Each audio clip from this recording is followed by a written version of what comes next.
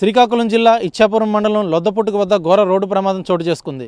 ఈ రోడ్డు ప్రమాదంలోని 37 మంది కూలీలు ఉన్నారు. అయితే వీరంతా కూడాను కేరళ రాష్ట్రంలోని కూలి పనుల కోసం వెళ్ళిన వారు. వీరంతా కూడా జార్ఖండ్ రాష్ట్రం నుండి కేరళ రాష్ట్రానికి గత కొద్ది నెలల క్రితం కూలి పనులకు వెళ్ళి అక్కడ కూలి చేసుకుని ఆ పనులన్నీ పూర్తయిన తర్వాత మళ్ళా తిరుగు ప్రయాణం వారి రాష్ట్రం సొంత రాష్ట్రం అయినటువంటి జార్ఖండ్కు వెళ్ళే క్రమంలో కేరళ రాష్ట్రంలోని వారంతా కూడాను ఒక దగ్గర చేరి బస్సు బుక్ చేసుకుని ఆ బస్సులోనే కేరళ నుండి జార్ఖండ్ వరకు వెళ్లేందుకు సన్నద్ధాలు చేసుకున్నారు. అయితే ఈ తరుణంలోనే కేరళ నుండి జార్ఖండ్కు వెళ్ళే క్రమంలోని బస్సు ఏదైతే ఉందో అది ఆంధ్ర ఒడిశా బోర్డర్ దగ్గరికి వచ్చేటప్పటికి ఈరోజు పొగమంచు కారణం వల్ల అక్కడ ఆల్రెడీ రోడ్డు మరమ్మతులు కూడాను శరవేగంగా జరుగుతున్నాయి. అయితే ఈ రోడ్డు మరమ్మతులు జరుగుతున్న ఈ క్రమంలోని బస్సు అతివేగంగా వెళ్తున్న తరుణంలో అక్కడ ఏదైతే డైవర్షన్ అలాగే బ్లైండ్ టర్న్ ఏదైతే ఉందో ఆ టర్న్ దగ్గరికి వచ్చేటప్పుడు కూడాను ఆ బస్ డ్రైవరు ఆ బస్సుని అదుపు చేయలేక ఆ రోడ్డు మార్గం నుంచి కిందకి దిగిపోవడంతో బస్సు ఒక్కసారిగా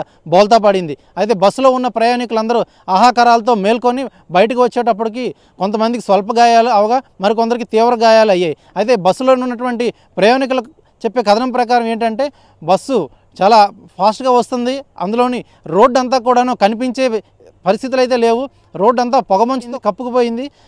ఈ తరుణంలోని డ్రైవర్ ఎవరైతే ఉన్నారో ఈ డ్రైవర్ మాత్రం తాను గమ్యాన్ని చేరుకోవాలి వేగంగా అని చెప్పి తను అయితే అతివేగంగా వెళ్ళటంతో ఆ టర్న్ ఏదైతే వచ్చిందో ఆ టర్న్ దగ్గర టేక్ డైవర్షన్ సైన్ బోర్డ్స్తోని NHA వాళ్ళు పెట్టినప్పటికి కూడాను ఈ మంచు కారణం వల్ల ఆ బస్ డ్రైవర్కి అది కనిపించకపోవడం, అతను వచ్చే స్పీడ్కి ఆ సైన్ బోర్డ్స్ కనిపించకపోవడంతో వెంటనే ఆయన టర్న్ తీసుకుని సేఫ్టీ ప్రికాషన్ తీసుకునే లోపలే ఈ జరగకూడని ఘోరం ఏదైతే ఉందో అదైతే జరిగిపోవడం అయింది.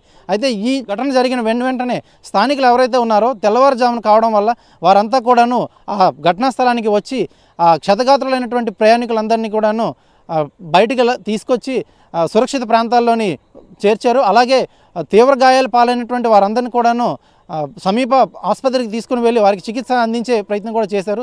మరికొందరికి 108లోని పంపించి వారికి తగు చికిత్సను కూడా అందజేయడంలో అయితే మాత్రం స్థానికులందరూ కూడాను వచ్చి సహాయపడ్డారు. అయితే ఈ ప్రమాదం ఎలా జరిగింది ఏంటి అనేది మాత్రం స్థానిక పోలీసులు మాత్రం వచ్చి కేసు నమోదు చేసుకుని దర్యాప్తు చేస్తున్నారు. లొద్దుపుట్టుక గ్రామం నుండి వీడియో జర్నలిస్ట్ రామకృష్ణతో సురేష్, RTV, శ్రీకాకుళం.